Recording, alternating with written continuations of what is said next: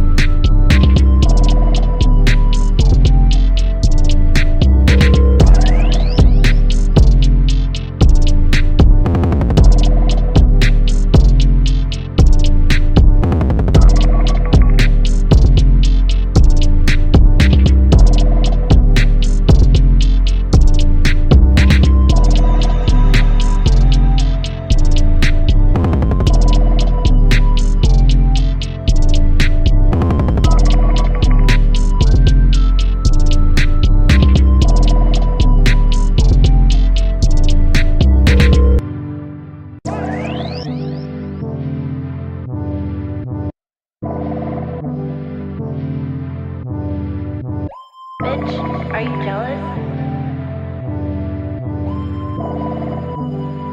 Oh shit, here we go again.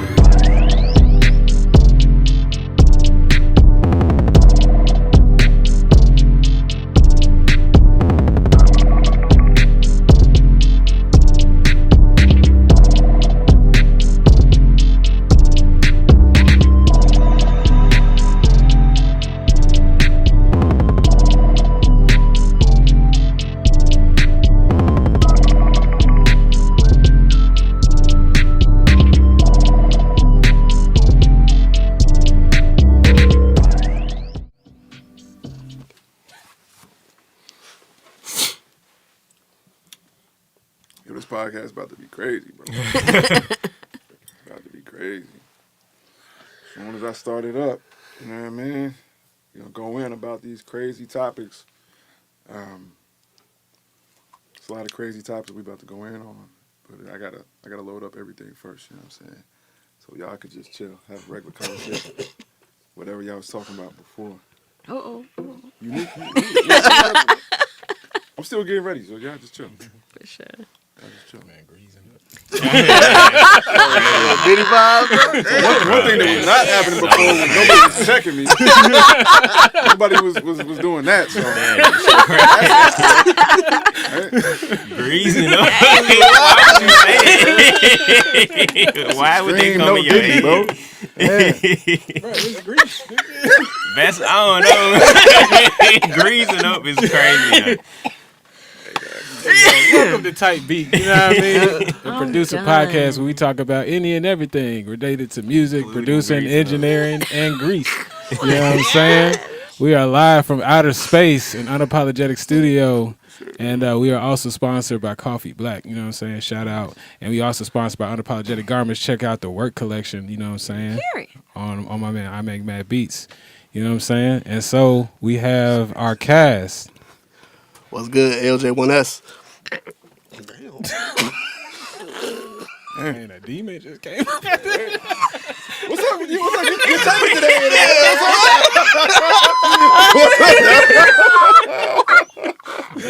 ready today, bro.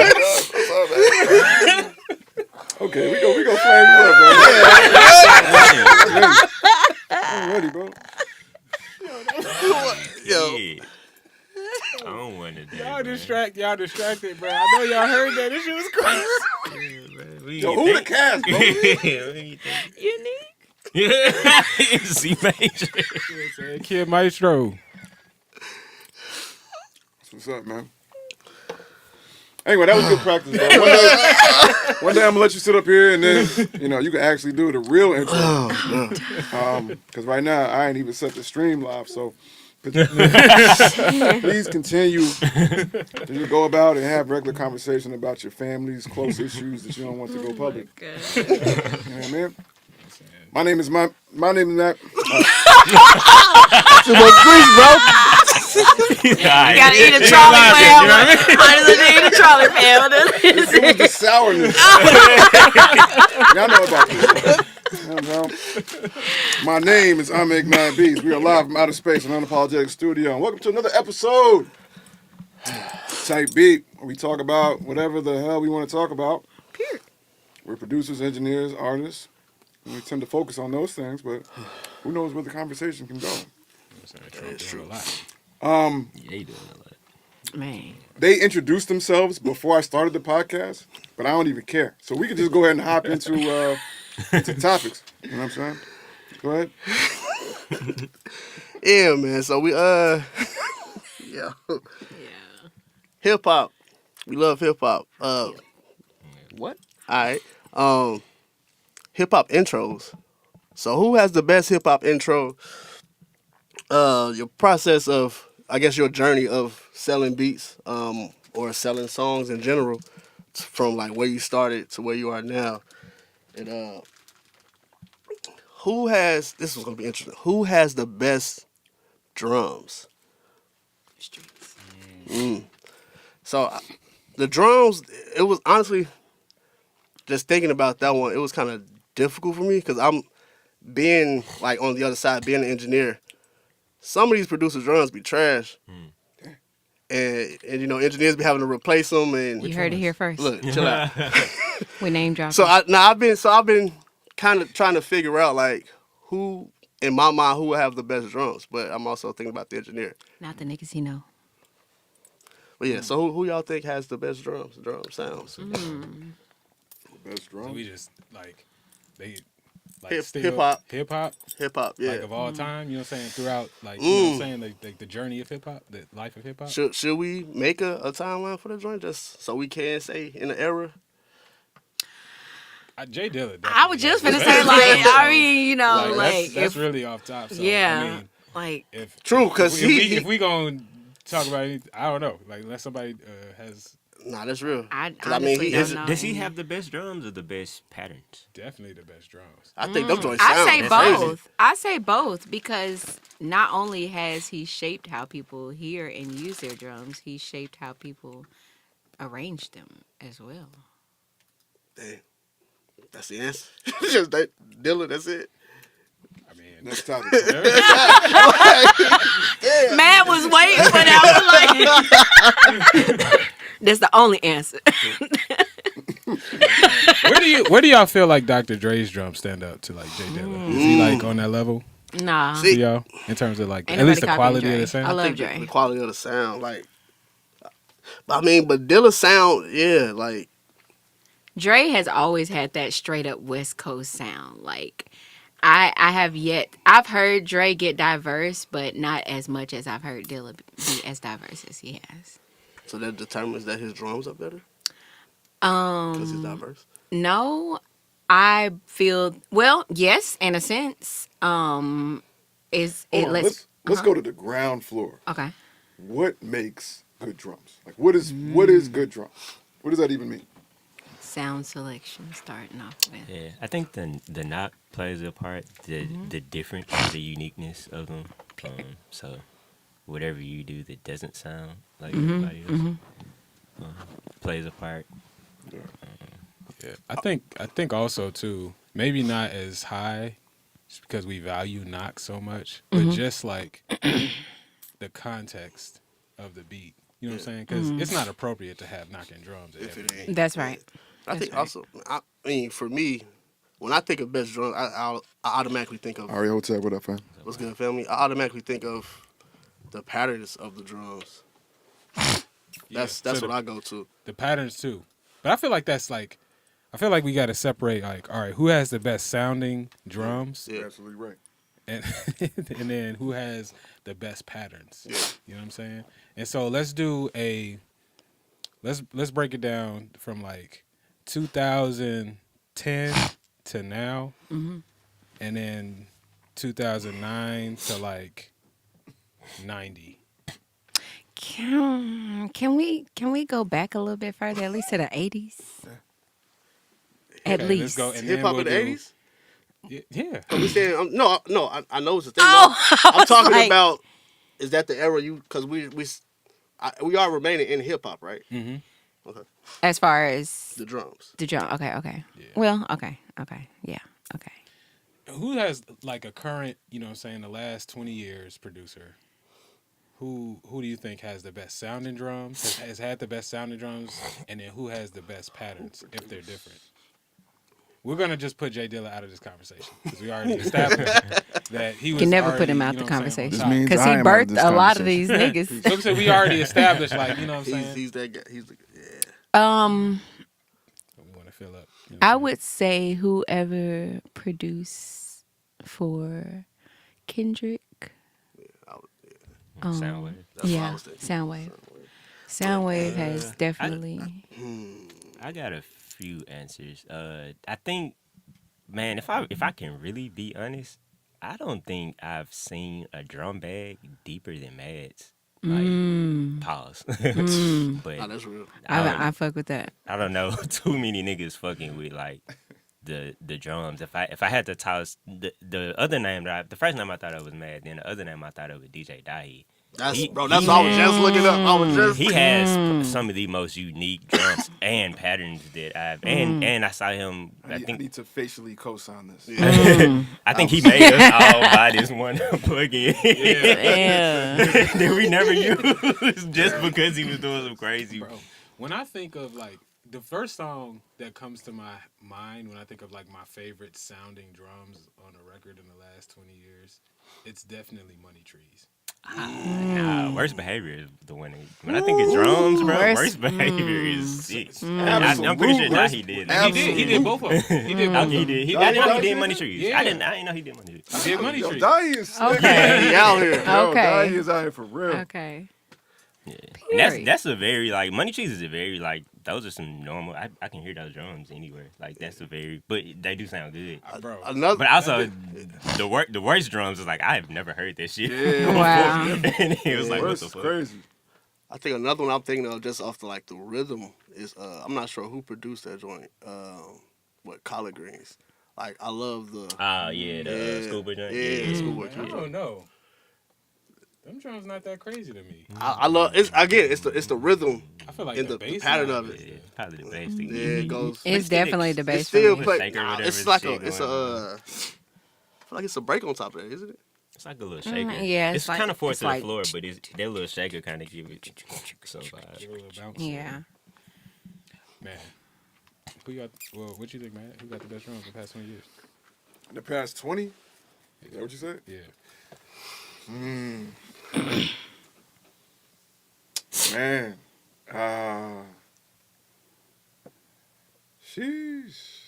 I might have to roll with, either Dahi or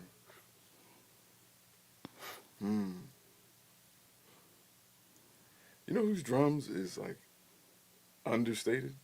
And it's just because focus on them. It's Alchemist. Like Alchemist almost wants you to feel like the drums is part of the sample. You know what I'm saying?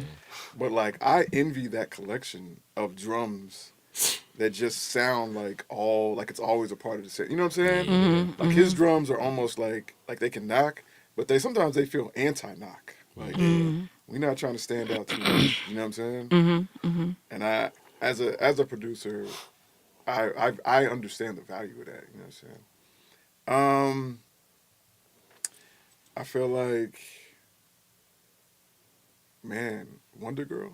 Her drums are crazy. Wonder Girl. Her drums are Wonder Her Girl. drum. Yeah. she get Drama. one judge. Yeah. Her all her shit be crazy, but that kick is fucking It insane. very hurt way. too. Like, Nah, you right. That's a good one. I didn't even think of it. Damn, that's a good one. Yeah, Wonder Girl.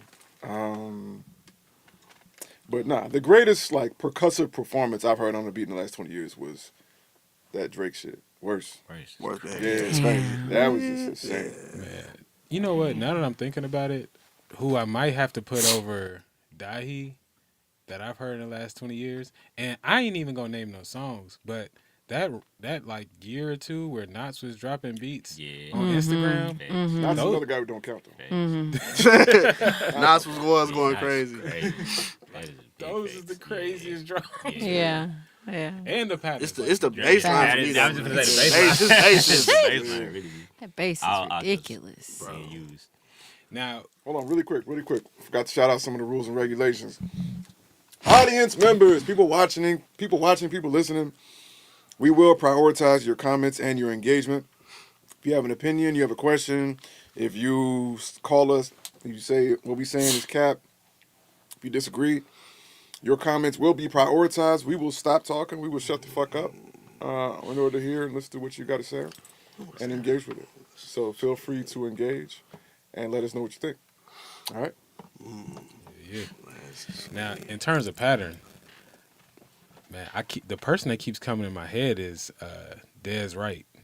Yeah, Like, I don't know, his patterns. crazy. Yeah, bro. I had, and especially when it comes to like more trap sound and stuff, like it's been a long time since I'd be excited to hear. You know what I'm saying? It's- Like, Oh, no. No. It hit him. The best drums in the last 20 years, Monty Booker. It's not even close. Like, I'm His sorry. rhythms. Who else did I say? No. With respect to Dahi, you know what I'm saying? Monty Booker.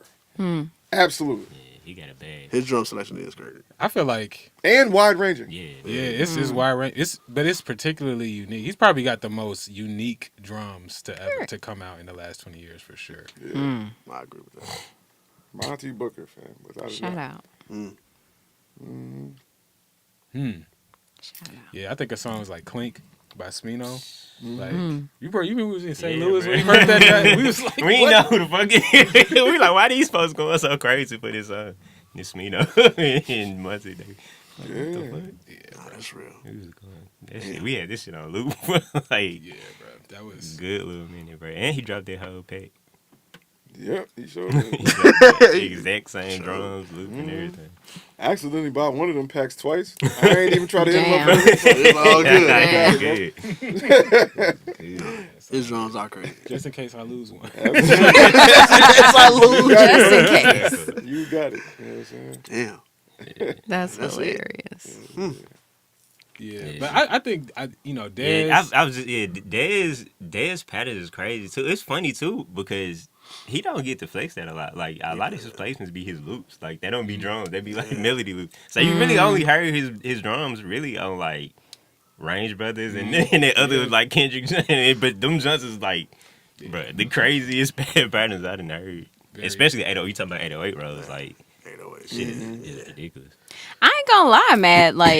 Like, just sitting here thinking about it, like, goddamn. Like your selection of your drum selection and how you choose to use them is definitely one that I've never heard before. It's the quality In of the person. drums. Yeah. It's the quality. I've always heard them through my people that I looked up to over the years. And to be in person and hear that, I'm like, hell yeah, ain't nobody touching you. Man, that's love. Like real shit. I feel like, oh my bad, I didn't mean to cut you off. I feel like most people listening don't really like have the privilege of having Like heard for real, all them, like, like all them other beats you've made, Like, you know what I'm saying, that literally. just haven't come out, over the years. Yeah. You know what I'm saying? That shit And I crazy. mean like the like junts, because I've seen you make a lot of beats since 2015, but like the joints that you made like before. You know what I'm saying? Like the before the Ren type joints, like all of those. I feel like there's a lot of missing context too Man. for people to like really understand Yeah. the depth that can go to. Like shit. Yeah. Now there was like a you know, I have an obsession with drums. Like it's like to the point where I just had to like I had to like force myself to stop collecting drums because like I hunt for drums. Like it just be like, well, I have 10 minutes to burn. I'm just gonna hunt for drums. Like you know what I'm saying? I'm just downloading them and find them everywhere, find them on vinyl, you know. And yeah, you know, I think like this is like a dying kind of like skill set, which is just like now it's about finding dope drums. What's a dying skill set is like how to make drums. Yeah. No, that's real. You know what I'm saying? Yeah. How to hear a snare and know like, okay, this is a snare that should stand on its own versus, oh no, this is a snare that's like the body of the final product. Now let me find something that's on top. You know what I'm saying? Let me do that. You know what I'm saying? And then let me compress it all down, pull out transient master, pull out saturations and clippers. You know what I'm saying? Like to really design your own sounds. Yeah, you know, and I think that, you know, I don't, like this conversation of like who has the best drums is like, it used to be a producer's conversation. Now I feel like it's an engineer's conversation. Yeah, that's it. You know what I'm saying? And the reason why is because so many of the drums being used is the same drums. It's like, how can you get that? Like we were just talking about it earlier, how like people using original TR-808 snare, you know, kicks and snares versus what you commonly hear on the radio today. Because those sounds have just been changed over time, right? And so like what is today's best drums? It's just like, how can you get them to knock and just the right texture? Because it's like the same hi-hat, it's the same snare, it's the same kick over and over and over again. Versus like what it used to be was like, you know, man, I had a drum loop you didn't have. Yeah. Nah, fact. And I went further to look for these drums and find them and curate them, you know, than you did. You know, that's what used to be dope drums. And that's what made Dr. Dre stand out, right? That's what made DJ Premier stand out, you know, was that they were and Madlib, they were just willing to go a little bit further than you was to get dope drums. And so that was a big part of it. And so when you ask like, man, you know, how do you feel about Dr. Dre's drums? It's like that's a question that requires the context of like not a lot of people even had those. Like now everybody can just go up on the internet and find the exact drums from the Chronic, you know what I'm saying, in like 30 minutes, you know what I'm saying? But when Dre dropped the Chronic, people were like, where did these drums even come from? You know. And then his ability to treat them with an SSL console, analog saturation, it made him a king of drums. Yeah. Man, low key in the same space of like, I can't necessarily say a song, but like as far as drums and how the impact on the culture itself, I gotta say Illmind. Oh yeah, for sure. Absolutely. Like once he started that run, of course everyone was looking at him crazy. Like, you know, that was one of those producer codes. Like, bro, you not sharing Bounce guy, what up, drums and, you know, but for him to legit be like, nah, here go the drums that I use and go crazy, make that a business is.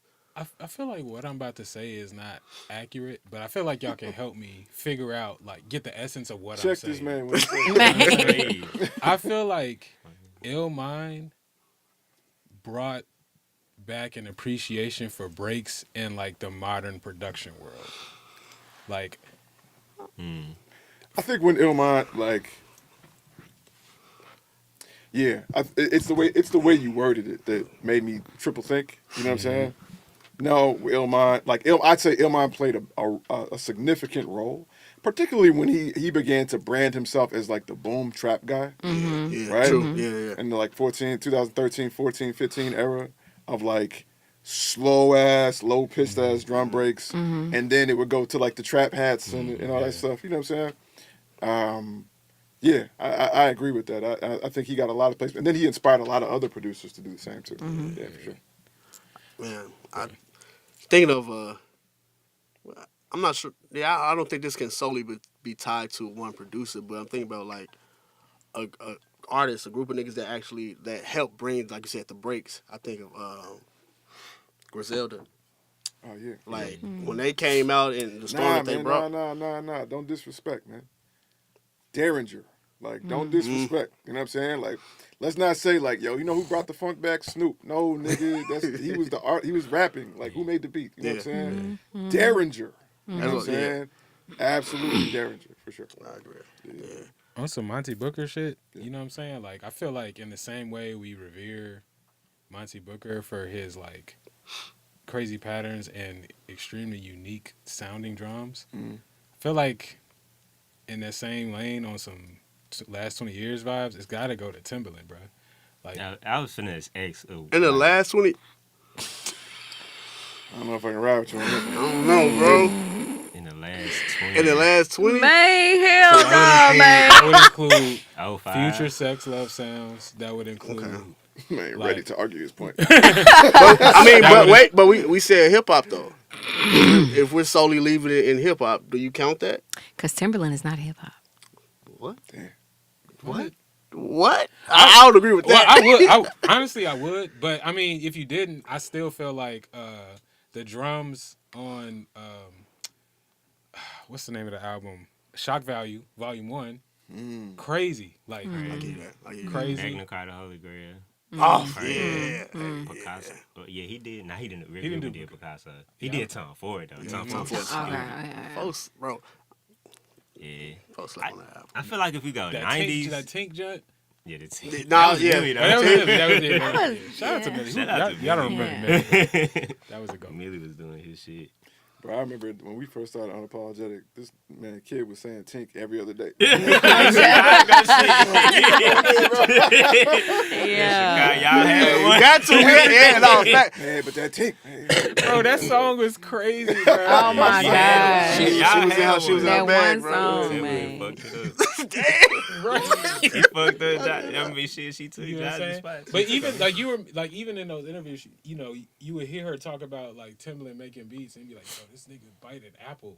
And then make some shit like just people just don't do like No. creative stuff like that. Nah, really that's- like that. Paper cup. Yeah. Right, Facts. bro. Watching, I ain't gonna lie, Facts. watching those like interviews of it's not an interview, but those clips of like Timbaland in the studio making beats, the one with Busta Rhymes, and bro, yeah, like creatively. Period.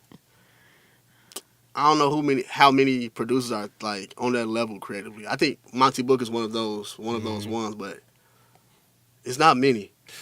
Ooh. I would You know have what to, though? I'm sorry. Go ahead. I was gonna say I have to throw Flying Lotus in there. I don't know if that counts, Yeah. but It does. Absolutely, Bro, absolutely. everything, yeah. You know what? It's funny. I gotta say this, man, because like I call this like the Jay Dilla conundrum, right? Because we be saying stuff, and I kind of feel like this has already been hinted at earlier, you know, because we be saying things like, yeah, I don't think many producers are really on it like that, or really doing this and doing that, and blah blah blah blah. You know what I'm saying? But you know what it really is though.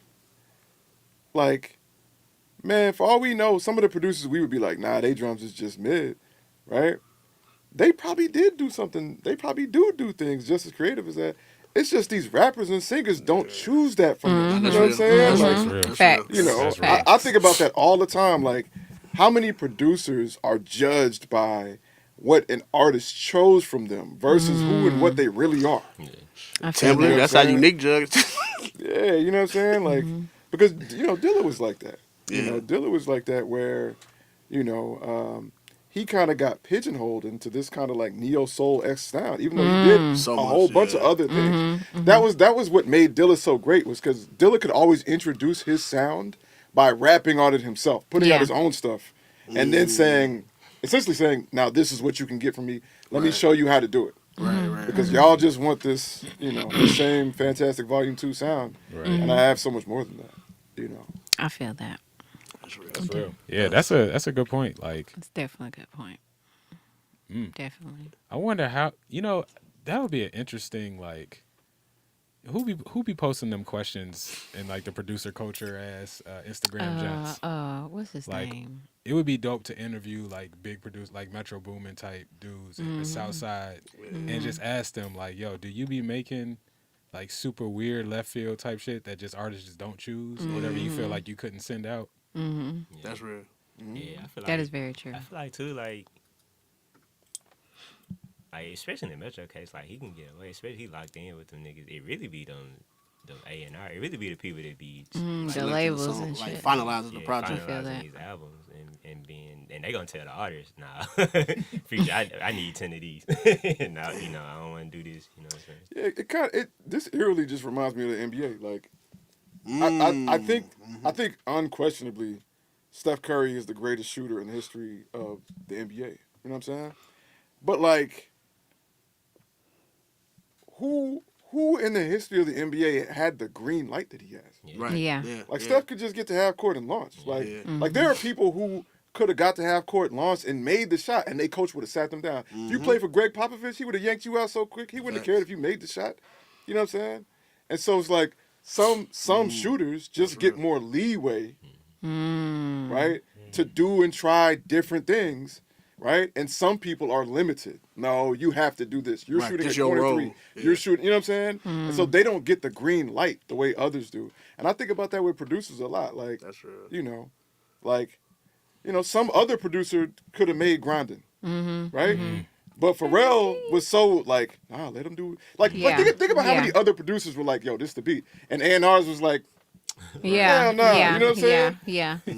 I feel that. but Pharrell had the green light. Yeah. He could feel do whatever he wanted to do. And he got a chance to introduce that, be a pioneer, It's interesting. That actually makes sense though. Like, and that possibly is the reason why a lot of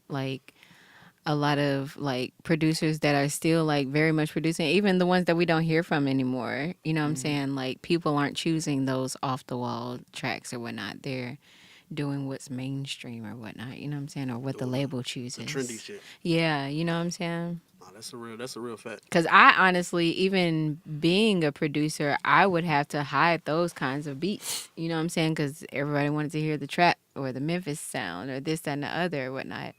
And, like, even when I got here, I was like, damn, niggas making this kind of shit? Like, you know what I'm saying? So it's I definitely understand I that. got a question. I think this more so leaning towards Mad, but in a sense, like being a Memphian and having to like go against the Memphis sound. Like, how do you feel about that in that process of like, bro, this is also the Memphis sound? Because I would say, as far as the mainstream, your sound is like left, Yeah. what a typical people would think. So like, just I guess, how did you fight that and still remaining, your sound, being part of the Memphis sound? Yeah, I tell people all the time, like,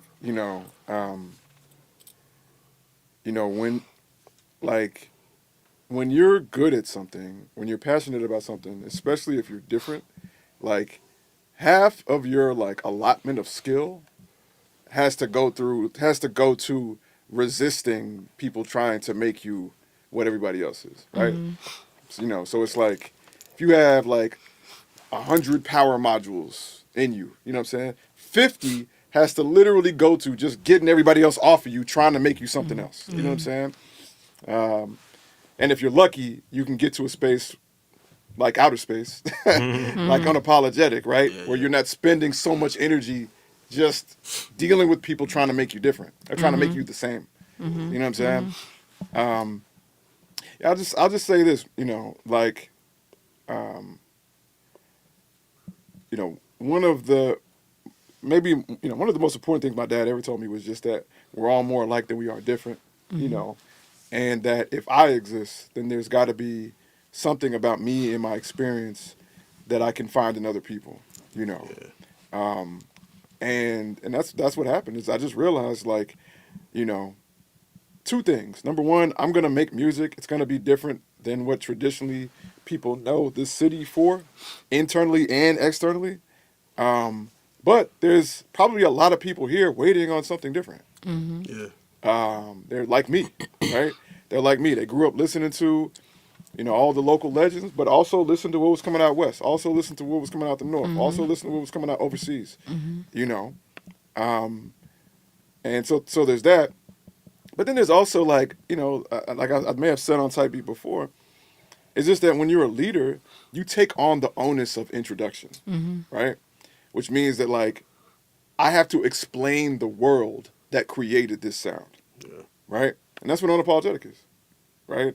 It's like I make mad beats, and that's cool. But once you create unapologetic, right? You create the branding for it. You say, here's what we stand for. Here are the kinds of things that we do. Here's how we aim to disrupt. You know, we're daring and bold in ways that inspire others to do the same, right?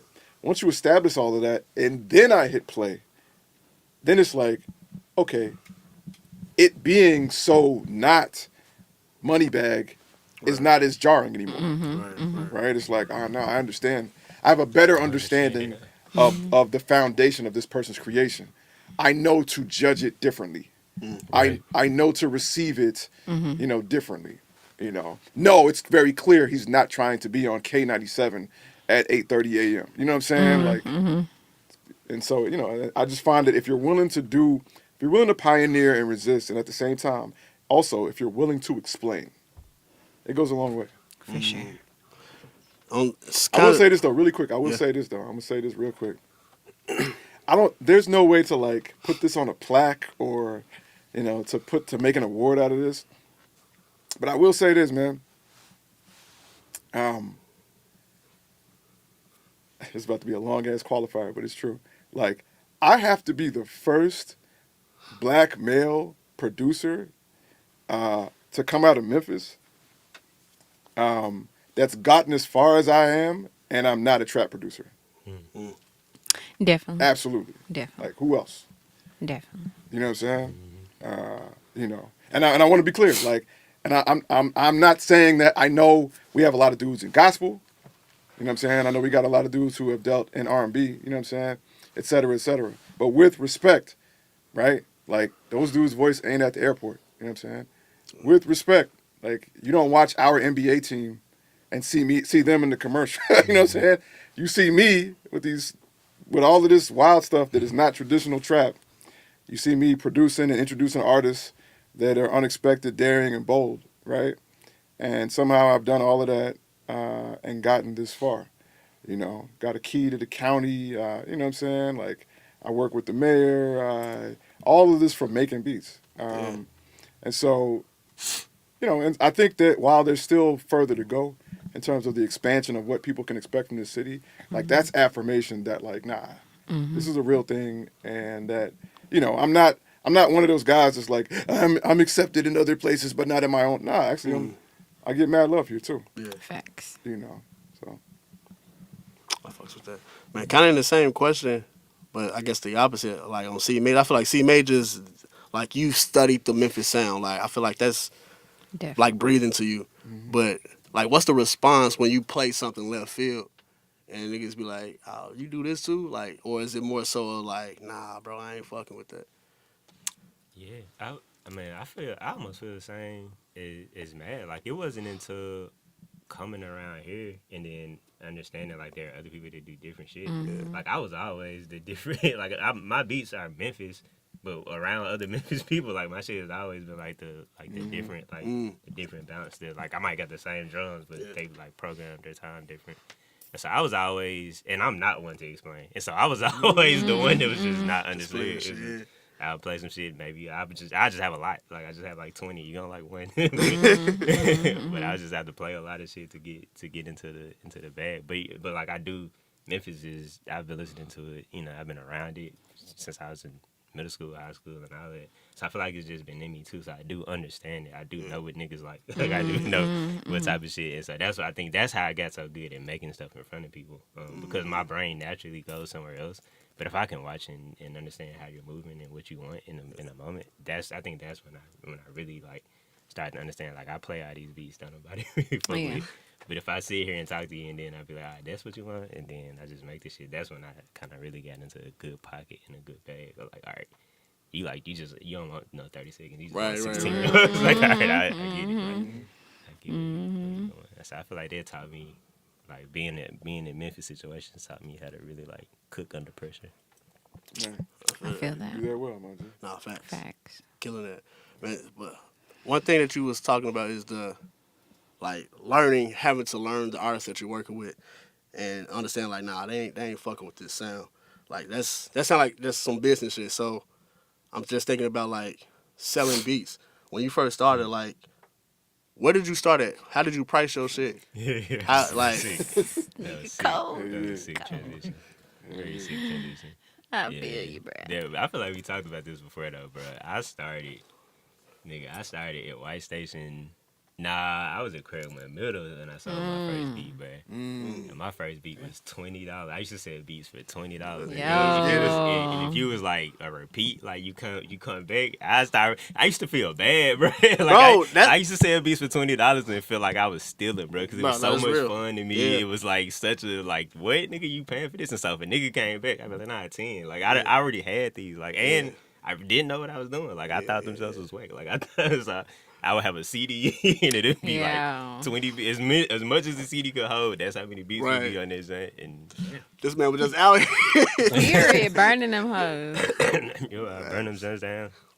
Nigga down there, plenty of people probably got whole CDs from me for like $20. Like so, Well, Crazy. There's like the parent in me that has to make this quick comment. Like, think about that, bro. Like, how far removed are we from the idea that things we enjoy can make us money? Yeah. Facts. We was like, Facts. I have fun doing this. Yeah, You're gonna I pay me? should- I'm doing something wrong. What? Like, Nah, that's crazy. real. Wow. That's exactly real. what I was on. Yeah.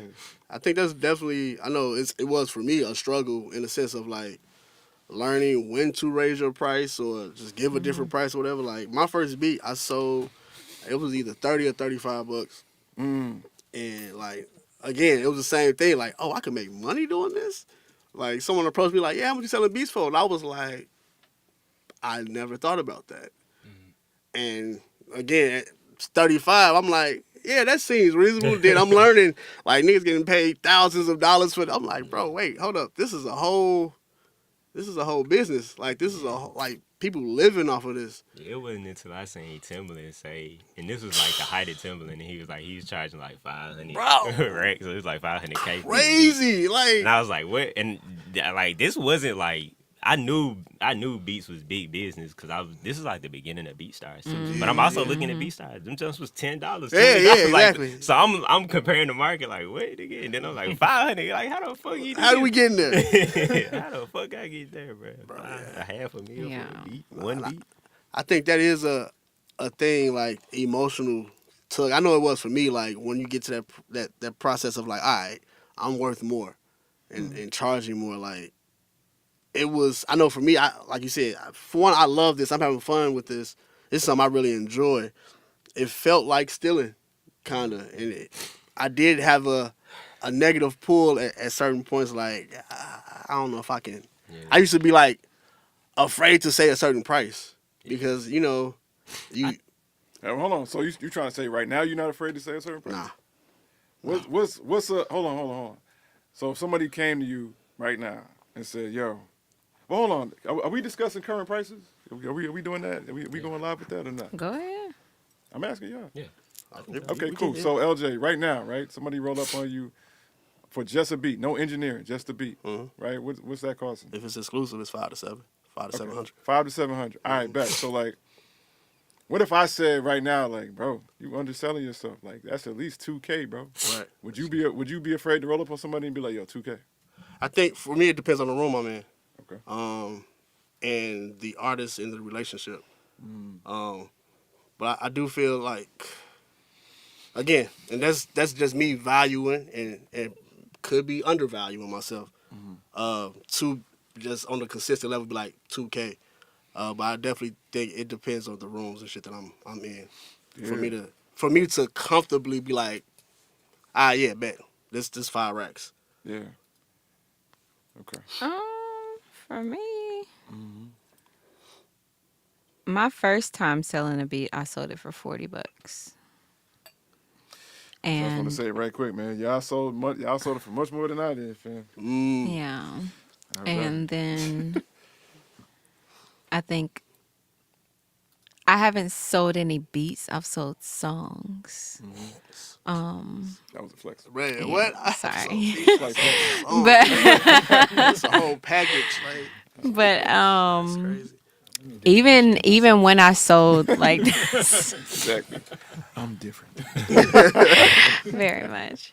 But yeah, like now my prices are of course way much higher no matter the room I'm in. I ain't even gonna lie. Like if I like it does depend on like if we've already had like a mutually beneficial relationship going on. You know what I'm saying? It's different with that, but like off top, like even for me to make a melody for anybody, like and that's just with my voice. Like I definitely start off at 5.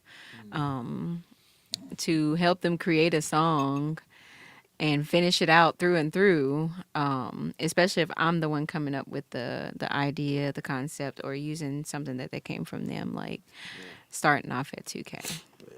I think it's also important to know now, niggas got management now. So, like, if I don't feel comfortable or don't necessarily know what that price would be, I'm like, hey, I was just gonna say that I still don't feel Hit up comfortable management. saying Yeah. prices. Like I'm so Yeah. happy that I can just direct Man, to yo. management. Facts. That's just Facts. conversation. 6 outs, unapologetic. Shout out to Unapologetic for real. Facts. Like I still don't. Shout out to Marie. I was just thinking about this the other day. Like I feel like what fucked that up for me, which it was a good thing and it was like a blessing and a curse kind of deal. But like what saved me too when I used to sell beats, I never really got into that world because I formed relationships with people that I work with. I feel and so you. since middle school, some of these people are the same people that I still work with today.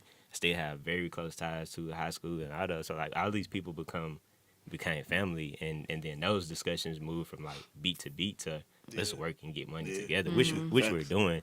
But also that cut that limb of me, like let me cut my teeth on like talking business, like let me figure out how to get money, like for real. So I feel like that was that like the blessing or curse that I was thinking about that like I don't know what I would really How you what I would would process rather I have. feel that. I feel I that. think the trickiness of this is like, I see a lot of people. Let me just say this. I'm gonna say this and just keep it all the way real, bro. Like 97% of the people telling you what you should do regarding pricing yourself and on social media, it's all cap. You know what I'm saying? These are people who are telling you what you want to hear, so you're more likely to engage, hit the like, hit the comment, share how you feel, etc. It doesn't mean it's fucking true at all, That's right. right? These people on social media, not to become your mentor, they're on social media to keep your attention. that's it. And get paid. And guess Get what keeps paid. your attention? You hearing what you want to hear, Yep. right? The actuality of it is this, right? People will tell you all day, know your worth, know your value, you know what I'm saying? Like, nah, don't undersell yourself, right? Okay. All of that is true, you know what I'm saying? But that comes hand in hand with the other side of the game, right? The other side of the game is that, like, you have to have an accurate assessment of your actual value. Yep. Yep. You You know what I'm saying? Like, nah, I can't just sell my house for $500,000 because I feel like it's worth $500,000. Yep. And I'm confident. That's the number one word that gets us all in trouble. I'm confident. I believe. That's what's up, dog. But on the fucking shelf, like that shit is still not $500,000. Like, you know what I'm saying? And so you have to find a way to be accurate in your assessment. Now, and here's the trickiest part about it. Your assessment, right? Like let's be real. Like you can assess your house for $500,000, right? Okay, cool, right?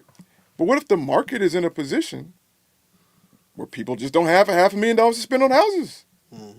Now what? Right? Are you still trying to sell your house?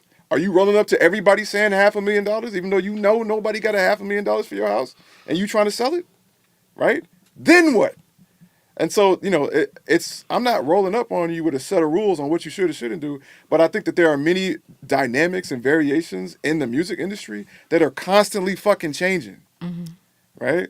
And so therefore, you have to be able to have context, you have to be able to read the room and assess, and that's what makes pricing, particularly in the entertainment industry, so tricky, right?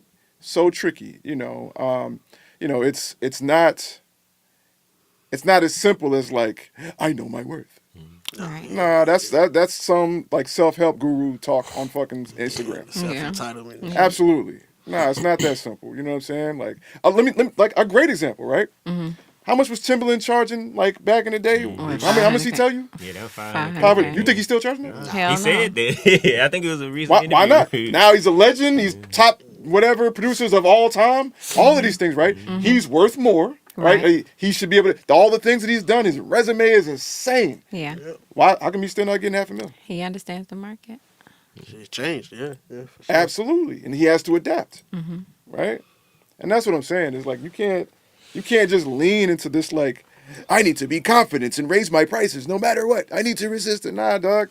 Like the market changes, He does. right? And at the end of the day, if you're selling something that either people just don't have the budget for, you know what I'm saying? Like you have to find a way. To me, the smartest thing to do is to find a way to provide, not necessarily to say, all right, I'm gonna sell this cup for less, right? But instead to figure out a version of this cup, right? Yeah. That's a different price, Yeah. you know. Yeah, or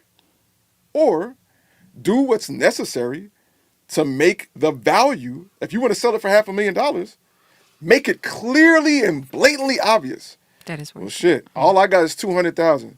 But if I could somehow raise 300,000 more, it is a Worth it. million% worth it, right? And the obviousness of that is on you. Yeah. And you can't walk in there and say because it's my value. That's not gonna fucking work, right? That's real. You can get what you can present, the leverage, what you can negotiate. Yeah. That's it. You know, and if you can make your value ultra obvious, well then fine, charge whatever makes sense for that, right? But it can't just be, this is my value. Yeah. That's not how this works. Facts. Man, how much did you sell your first beat for, bro? $15. 15. Kid. Yeah. Yeah. Oh, really quick. My bad. Go ahead. I feel like we got a lot of comments. I feel Yeah. Nah, my man D Super in the building. What up, D What's Super? good, family? What's up? He What's says up? he sold his first beat for 50. Shout out to the whole Shit. team. Sires and Dukes of the land of Cappington on social media. Variables always play a role, even when Timbaland has moved into the subscription-based platforms. Exactly. Yeah. You know, everybody just likes to just tell you what you want to hear, but that's not the truth. And that's if you just follow that stuff, that you're gonna price yourself even out of the market. You know, First beat for 50, bro. You were winning. No, $15, yeah. man, to my homie Black Owl in the mouth. That's lit. How old were you? 16. Yeah, my first beat. Well, first of all, my journey as a producer, I just feel like was significantly different. Just because when I was learning how to make beats, I think before I could really explain it, like I didn't really have clarity that I wouldn't say being a producer is what I wanted to do, but like before I even knew it, I had struggles with what I was. Was I a producer or was I an artist? You know I what I'm feel saying? that. That's real. You also I used to feel that. play the whole beat. Like, you gotta hear everything. I want to know how you would have sold that one. Wave Gaming says I sold my first beat for 2 grams. It was so smart at the time. Man. Hey, I feel you, Big shout out bro. Wave Gaming. A we? Or That man was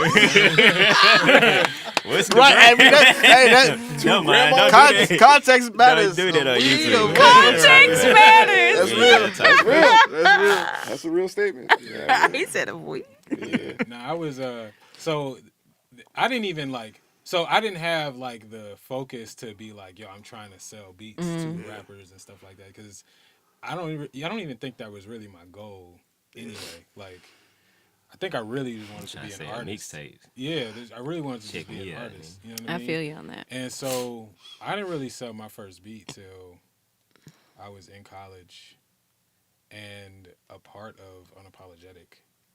So, you know, which was a blessing for me, but it taught me a couple things. So first of all, I don't remember, but it was definitely 3 figures. You know what I'm saying? But like Man, it was, first but beat. most a likely flex. no more than 500. You know what I'm saying? I feel like that was probably like the limit for a long time. First beat, yeah. It might have been in like the 3s or something like that, but like I was getting in those ranges, but I had a better ecosystem, which most people don't have. Like, I had a studio that I could record people at. Dirty Socks. That makes sense. You know what I'm saying? So I had more Package all that value shit, to offer to people. Was that the beat or was that the song? Like, did you record that? I learned the formula really from Mad. You know what I'm saying? Production came with engineering and stuff like that. So I was doing the whole thing. You know what I mean? So that was that. But even then, like, I did want to work with artists, but like I never really imagined myself like selling beats, if that makes sense. I saw myself being lit, and that meaning I get to sell beats. You know what I'm saying? Because I myself was a dope artist. You know what I'm saying? Like Timbaland, Pharrell, Kanye West, these producer artists were like who I was thinking of. You know what I mean? So a lot of it, half of my bandwidth was like kind of in that world, but I didn't really have like real clarity on it. So, I didn't know that I was okay not selling beats. You know what I'm saying? Like, that's real. What I want to work with artists. I want to build relationships, but like, if I have a thriving career that didn't include selling beats, that's mostly winning for me. You know what I'm saying? Like, if my life looked like Flying Lotus, who got some tracks off to, you know what I'm saying, Griselda somehow or Freddie Gibbs, you know what I mean? But that's still Flying Lotus. He don't need to sell beats. So that was that's really kind of my giant. So now when I work with people, like, I relate to like the uncomfortability of just because I have like close relationships with most of the people I work with, of just like giving them the full price. But at the same time, I know that people like value what I do and what I bring. I think people mostly want to work for me, not just because of my sound, but because like I really like coach and help people in the studio. Like I feel like I really be helping people with life. You know what I mean? And that's like their main value.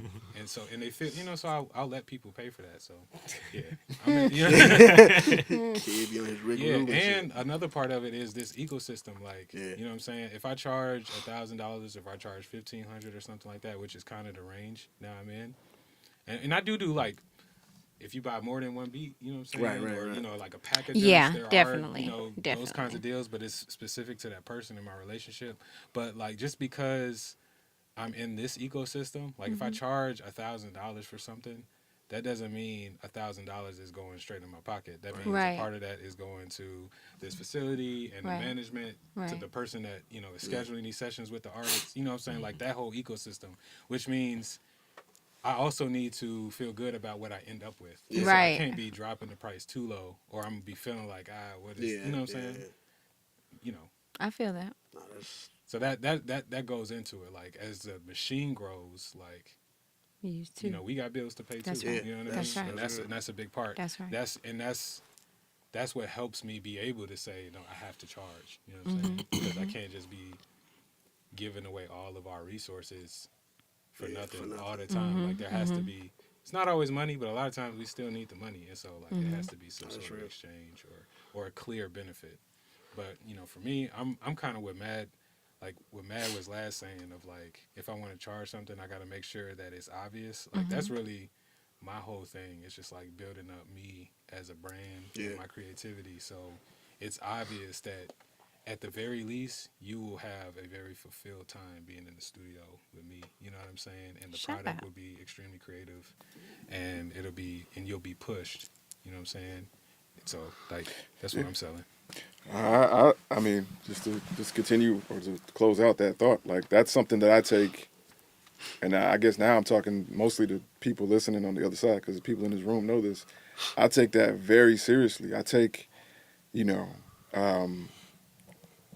I recognize all of the reasons someone would come to me for production, right? It's not just, oh, that's a dope beat. And in fact, I think if you're leaning on simply that, you're rather naive in this climate of selling music, right?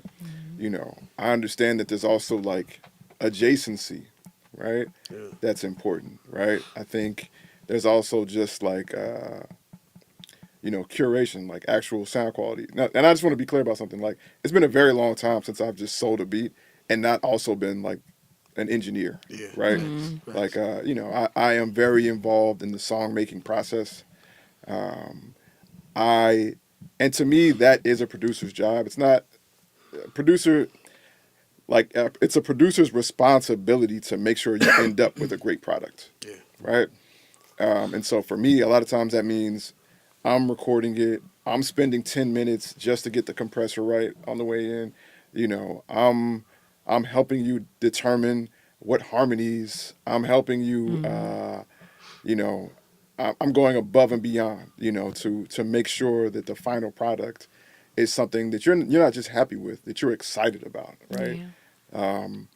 And I also recognize like I have a lot of great relationships, right? And this is just factually, and the people in this room will co-sign it. Anybody who's ever worked with me in any sort of closeness will recognize it. Like, you know, working with Mad Beats with any level of consistency changes the dynamics of how close you are to opportunity. Yeah. Yeah, that's real.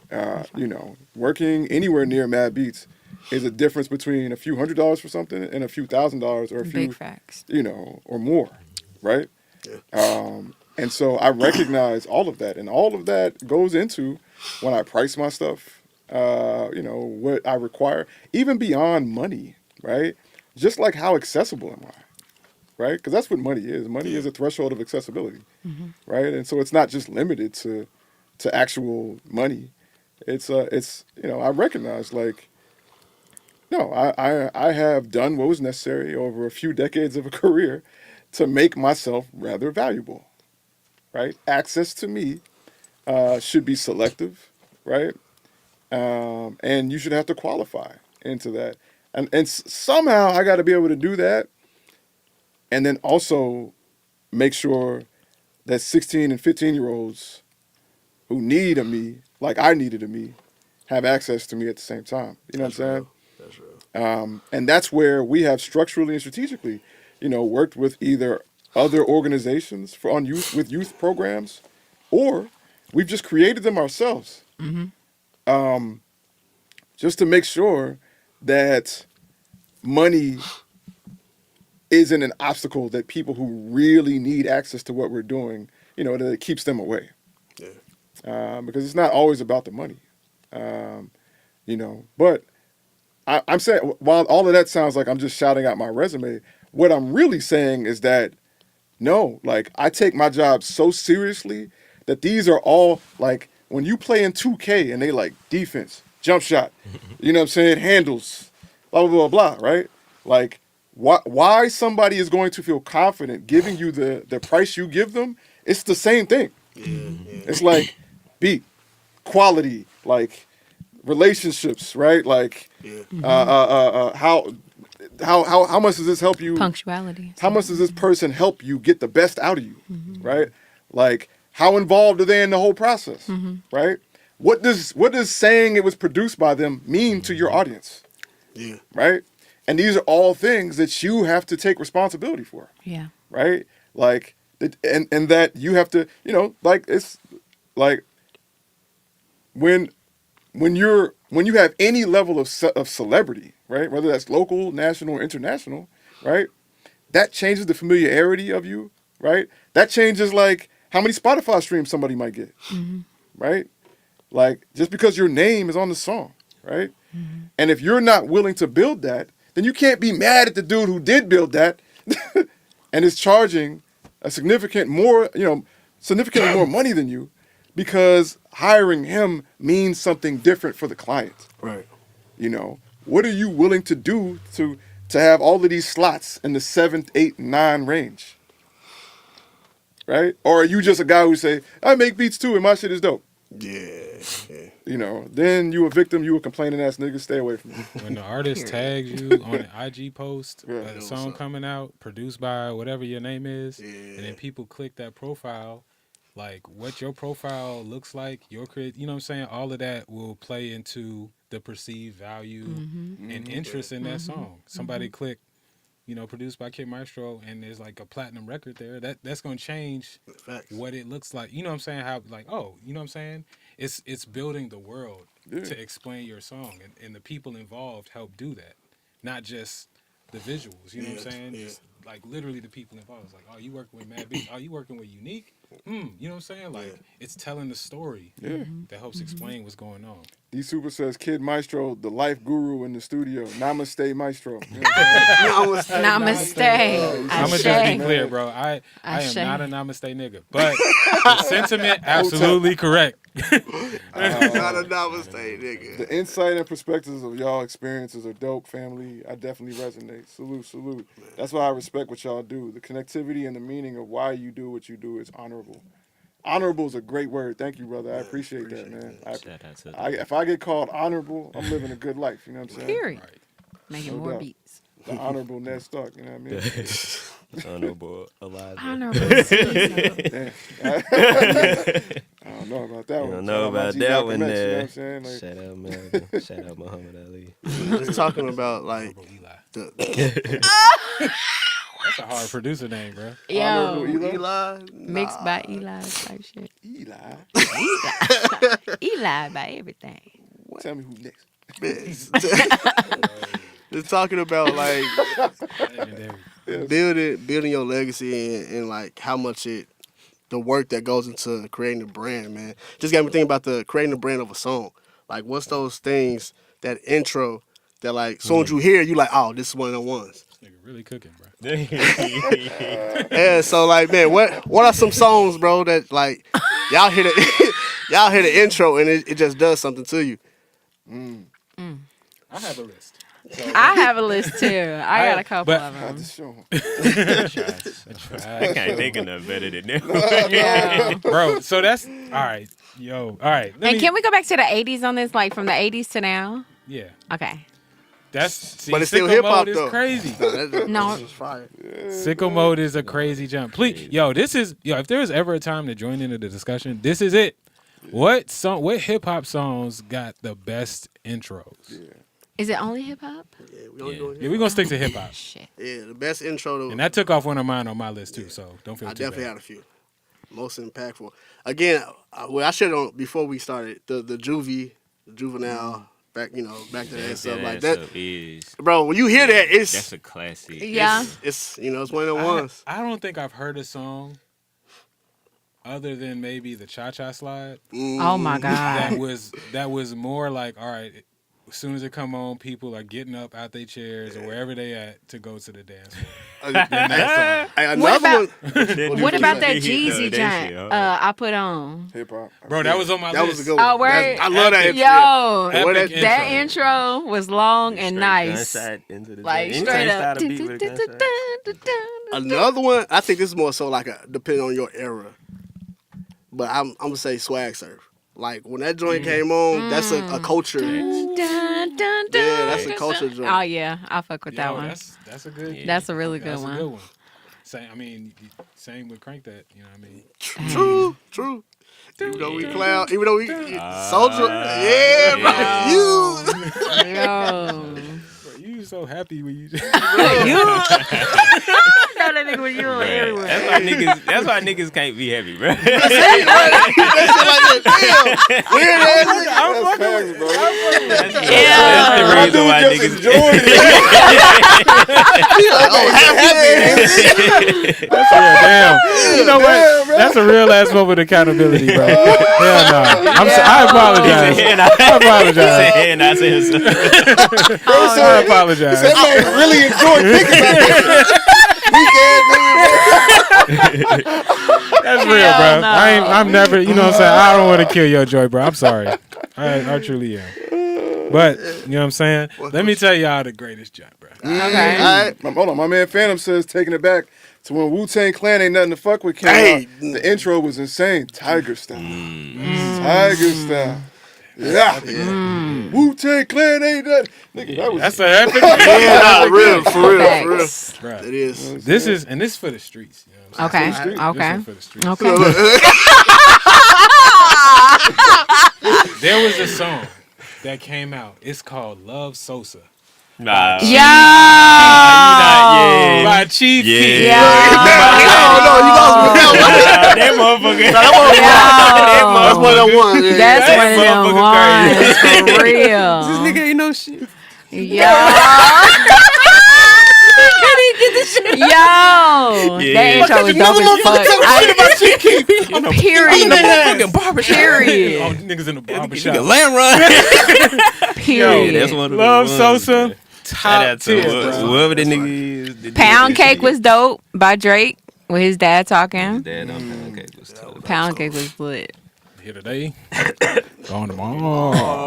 Right, yo, that shit was hard Hard as in the fuck. paint. That's an energy joint. Yeah, that's one of the ones. Damn, okay. I think another one that I got is like when you heard it. I know, especially on some producer vibes. Maybach music too. Justice League joint, like with the strings and everything. Yeah.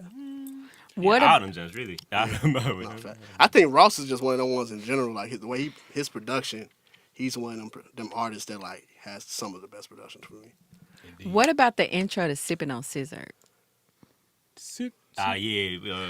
What's it? Drinking ass. Smoking Yeah, ass. smoking ass. Yeah, that is Yo, hard. that whole hard. That whole hard. I got another haymaker. Another? Okay. Yeah. Another. Nigga, that was a haymaker. Another.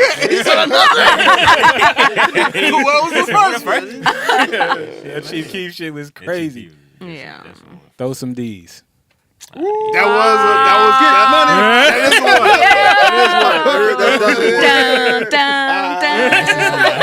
Okay. That was my job, bro. Yo, okay. You know what, though? I'm Okay. going to say the intro that I put on, dog. You know what I'm saying? Yeah. Lisa. My Yeah. bad, I was just Nah, that joint crazy. Build up on that one. Yo, that joke went hard. Another joint for me. You absolutely right on that.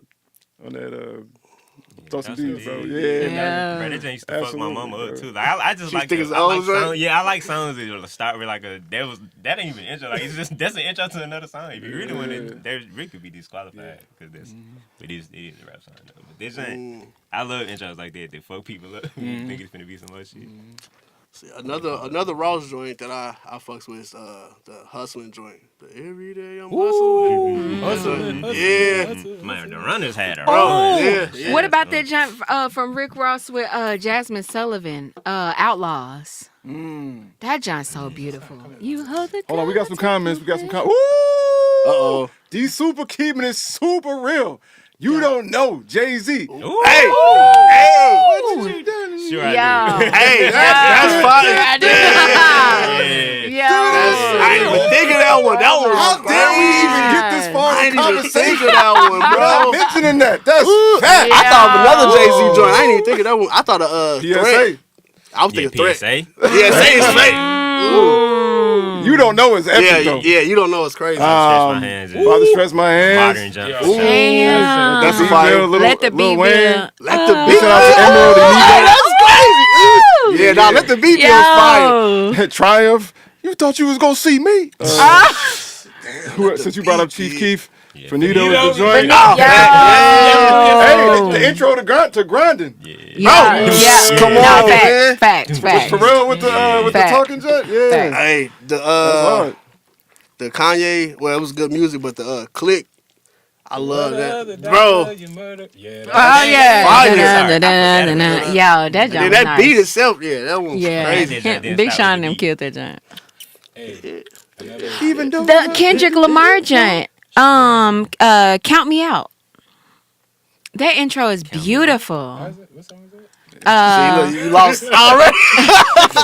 we don't agree. Yo, it was like we don't know that- which way to go on okay. this dark road. I didn't know what them motherfuckers got. Yo, Bro, Oh, bro. this shit, yeah,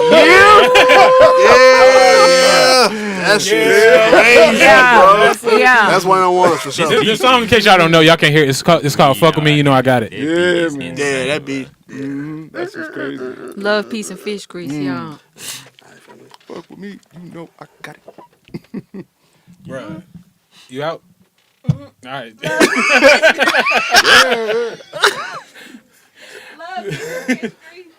All right, bye, unique. That's a good one too. All right, family. All right, G. Outer space. Damn. That's a good one. That's pretty classic. Yeah. Man, Yeah, you, I would say perform this across the world. overnight celebrity. That's a good one. That's a good one.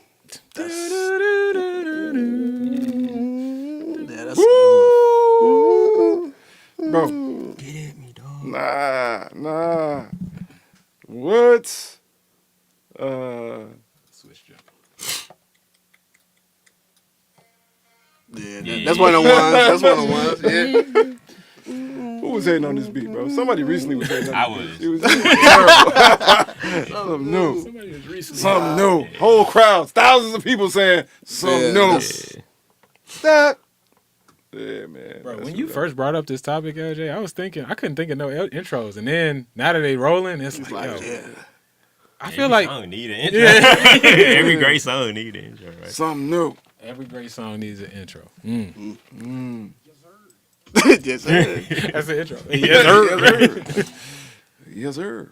Yo, so this is my question. I was gonna bring up Drop It Like It's Hot, but is that like 4-count jump? Like Nah. that's a hard jump, bro. But it's also the beat. You know what I'm saying? So like, I don't know. Like, does the intro have to be different than the beat? You don't know. I don't know, bro. I don't know these rules. Also, you brought up, all right, so this one I wasn't sure just because of the format of the beat, but another super amazing for the streets jump is Hypnotized by Young Jeezy.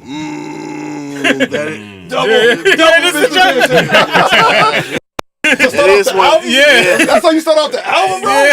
Yo, that was like, bro, I was like, bro, I have to get this album. You know what I'm saying? Like, when I heard that shit, I was like, what? You absolutely right, fam. You were absolutely right. That's the jump, bro. It's another joint. This is a, Let's see what the hood's saying, man. What the hood's saying? Allure and Excuse Me by Jay-Z. Maybach Music, of course. All the Lights, Kanye. Yeah, that's a good one. Don't Look Down, Kanye Shit. and Mos Def. Ether. Hey, My man said Ether. You been on my style. Nah, what I I'm don't know saying? either. I'm thinking of it. Nah, that is either, motherfucker. What he saying? Yeah. Yeah. Ghost says Kanye West Power, Dark Fantasy cool, intro, yeah. Unpopular that intro, Opinion, Doc. Tale of Two Cities by J. Cole. You know what I mean? Hey, that intro to that album was crazy. damn. Bro, it's a lot. Okay, this is It's a good amount, I yeah. like this discussion. You know what I mean? This is. I have to go back and listen to some of these songs. Ooh. That's a good one. We know what we do is Be so stupid. bro. Come on. It's a cold bundle up. You hot now? Listen up. Come on, man. That's bro. Epic. That's a good one. Yes. Okay. So I just want to also say this really quick. There has not, since that song came out, there has not been a winter where I have not told people to bundle up every winter. yo, so I'm really like trying to figure out why this hasn't been mentioned. So I'm getting y'all opinion. Do y'all feel like Accordion is not like one of the greatest like intros to a jump, bruh? Just the way it come on. It just goes straight into the beat. Is that? I guess it's what is the No, intro? I'm not Accordion. Oh, am I thinking of Accordion? The one that starts. Oh,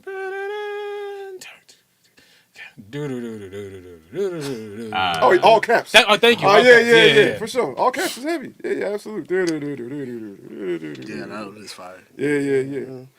Nah, I mean, I kind of, when I think about, I can't think about Mad Villain because it's just too great. That's gonna be my answer for everybody. Just be honest. Yeah. Another one I think was fire was Swagger Like Us. Bro, that was a fam. Tell me if y'all feel this way, but I feel like that was like a game changing beat. I Like think the way that vocal sample was used, like I just don't, bruh. Yeah. I had never heard nothing like that that. one. What's Yeah, the other the one? drums, the swing. Yeah. I'm hearing another one. Run This Town too was pretty epic. That's what I was finna say. Yeah, bro. Damn. Yeah, a lot. Actually, damn. I was gonna say, bitch, better have my money. But I don't know if that. I don't know. I feel like the drop is just the beat part is the jack. Oh, yeah. Ghost also say all caps, MF Doom. Indeed. Absolutely. On the YouTube side, we got Get 'Em Daddy by Yeah, Dipset. Get 'Em Daddy. Now, hold on. Now, I will say this, though. Hold on. Dipset Anthem. Bro. You know what I'm saying? Like, Yeah. Yeah.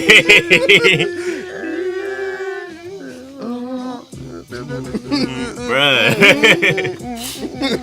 Yeah, that was crazy. that shit was epic, bro.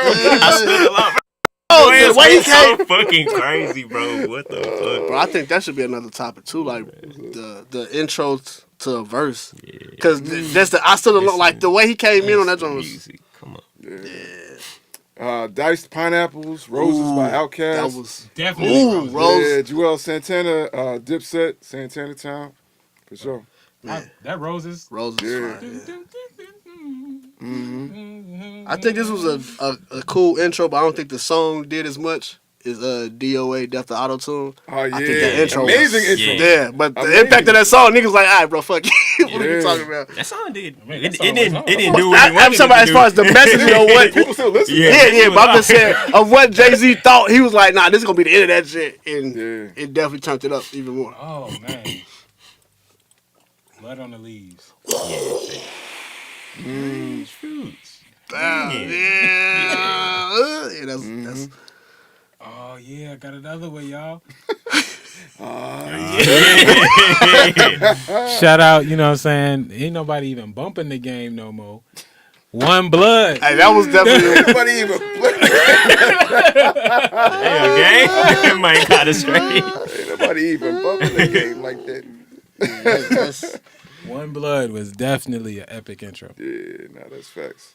That's facts. I feel like, man, we ain't said nothing from this side of the game. There's got to be some jump. Let's see. Maybe not, you know what I'm saying? Maybe not. Oof. My person. I just love that whole song. everybody. The Art of Peer Pressure by Kendrick Lamar. Yes, beat. sir. This whole jump is ridiculous, bro. Who did? Is this MC8? Nah, I don't know who did this beat.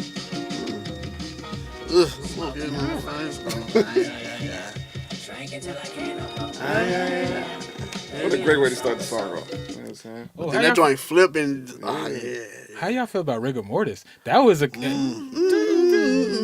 And then the way the beat like synced up and the drums came. Yeah, bro. Yeah. Rigor Mortis was crazy. Everybody? Everybody. Yo, I would love for us to like talk to some middle school kids or something at the assembly and just do that in unison. Everybody? Everybody.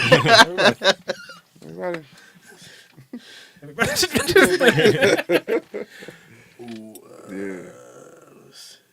Man, I don't know if y'all noticed, but we definitely over time. That's why you Nichols. Yeah. Damn. All right, y'all.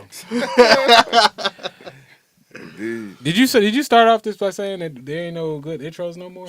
Have we? Is there any? So we named Lately. Sicko Mode. I would feel like Love Sosa was in the recent bag. You know what I mean? Man, That's last 10 years. That's last 10 years. That came out. No, 10 years ago, bro. That came out That was 16. 15? 16. Okay.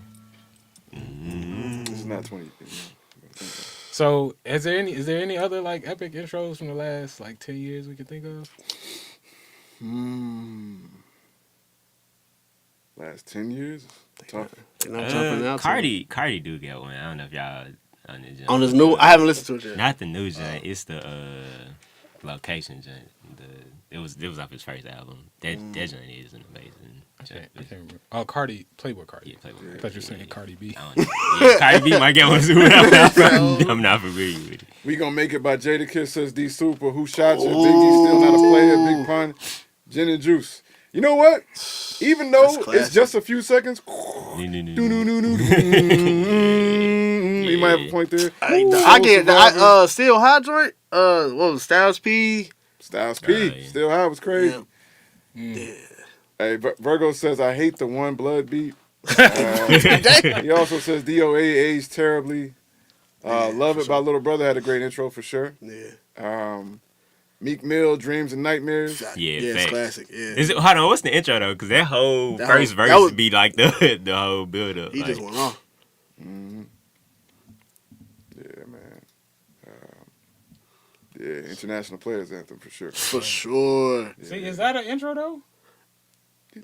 Yeah, that's the whole verse. That's the verse. It started with 3 stacks. I know what I'm saying. So So you is consider that- that the intro? Yeah, that's what I'm I feel like saying. it don't got no Yeah, intro. that's- Okay. So Y'all rocking with this intro, bro? what? What? I feel like all of this is an intro to the actual song on this on the second half. Yeah, bro, I gotta go back and whoop this album again. Yeah, this is one of the hardest horn beats. Yeah. Oh, She Will by Drake. I mean, by was that? No, that was Lil Wayne. Lil Wayne featuring Drake. Probably originally a Drake song. He had 3 hooks on it. Right. It is. It's some T fire minus intro. any. That's some I fire thought it was intro on this cardiac. joint too. Might be in cardiac. I thought it was T minus. It sounded like Cardiac to me, but T Minus was definitely doing all that. A lot of Bro, that stuff, too. Cardiac had a crazy run too. It might have been both of them. Yeah, bro.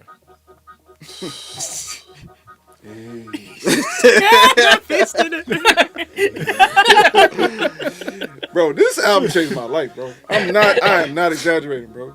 Hey. Man, shout out Bruh. to Jeezy, bro. You know how you be talking, C-Mage, about how like the whole Illuminati Jay-Z era just like affected you deeply? He did. Bro, my dad, we was pulling up to my great-grandparents' house. I think he was picking me up because I was cutting their grass. And he was out talking whenever I was sitting in the car. And he put this on. And that song started playing. This is the first time I was really conflicted. I was like, bruh, am I supposed to be... Hypnotized. Yeah, like, is this working? Like, 'cause Yeah. I was like... Am I in- worshiping Man, the you devil? niggas to get money, bro. Hey, Tizzo says The Game Dream. From Oh, the that's a good documentary one. album. Bro, Enemies by Drake says Ghost. That's a good one. that is one of that's a my good one. favorite Kanye West beats. And he was spitting on that joint. Hella name dropping as always, but that shit was hard. Nah, you know what? You are now. Oh, yeah, that's You are now. Wait. Nah, not that. You are Now about to witness the strength of street knowledge. Straight out of Compton. That's all that intro. hey, no, So we still ain't named none Johnson in the past 10 years, y'all. nah, we. Damn. That's 10 years, man. It's gotta be, It's some guns, I bro. feel like yeah. I'm just going to keep. Just keep going back. Exactly. it's 10 years.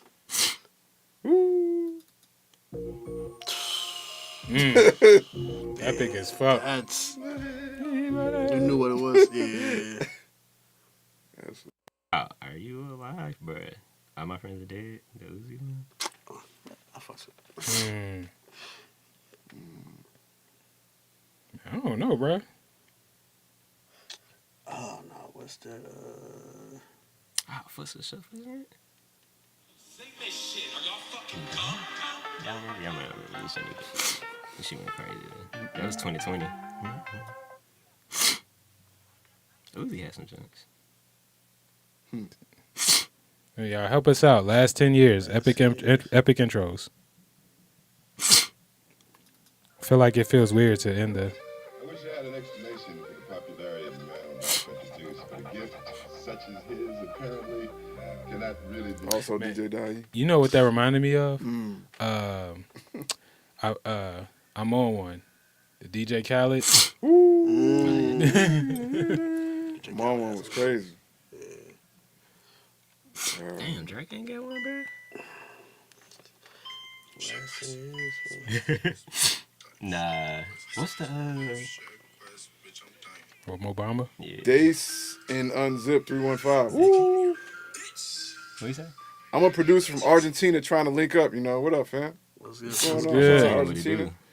Bad and Bougie says Ghost. Black Beatles run this town. Sounds Says definitely- A Tizzo. for sure. Oh, this. Yeah. Sometimes we laugh, sometimes we cry. What's up, man? You Drake? Hey, man, hit that. Full of bad shit.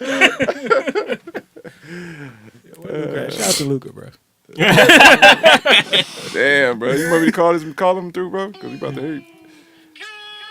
Yeah. That was I don't even remember that. Bro, play that. Yeah, I just remember the beat. That was. Scissor got you right down. Yeah. Bro. Since I got you right there. Since I got you right there. Bruh. Yeah. That nigga was so tough in practice. Bro, I'll never forget this day, bro. I'll never forget this day. I'll send it through the group text. Hey, yo, Drake done let off some shots. I checked this out. I'm like, Drake kind of cooking on this, That bro. nigga was so tough. That shit was crazy. That was one we was trying to like, bro, is this AI? Is this real? Like, what Right. what's this nigga doing? I feel like this was a good intro. Ah, yeah. Absolutely. Absolutely. Yo, your rendition.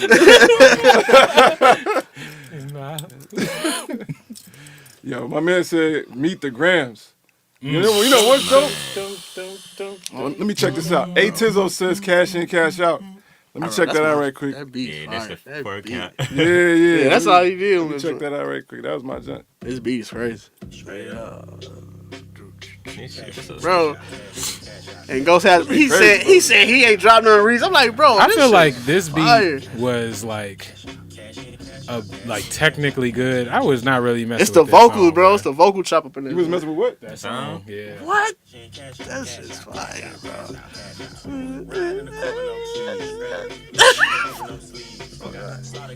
Then the ad libs, bro.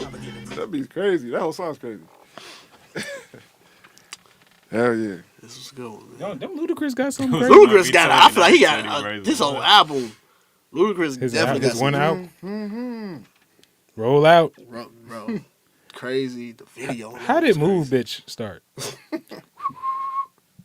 That's an epic intro with the whistle. Yeah. It's invite people. It's asking me to invite. Okay, I'm supposed to tell y'all to subscribe during the live video. All right, y'all. I don't know how y'all would subscribe. Definitely on YouTube. You know, if you listen and subscribe, that's easy. On Facebook, I don't even know how you would subscribe, but yo, subscribe. He just giving tips. Absolutely, right? You know what I'm saying? If you don't know about Daytona. Pusha T, Daytona Bro. intro, that's facts. Fire. That's facts. Big shout out to all my folks in Argentina. What was this? I'm trying to choose between. That jump was hard. Is that Daytona? I'm thinking of it. Put up this shit. Man. That shit crazy. This, Lil Wayne, 2 Chainz, Pressure. This, bitch, that hoe. All right, man. We way over time, my G. Yo, we got to be out. Y'all just going to keep looking forever, you know what I'm saying? Man, it's been another crazy episode of Tight Beat and Unapologetic Outer Space Ass Podcast, live from Outer Space and Unapologetic Studio. My name is I Make Mad Beats. Yeah, and my cast is LJ1S. C major. Kid Maestro. Kidrick LaMaestro. Yeah. And, hey, you know what I'm saying? Go ahead and like and subscribe, you know what I'm saying? So that way you get notified next time. Go ahead and get that app if you don't. Unapologetic World app available for iOS and Android devices. Yeah. And on that note, man, yeah, you know, stay safe, stay dangerous, do both or do neither. Peace.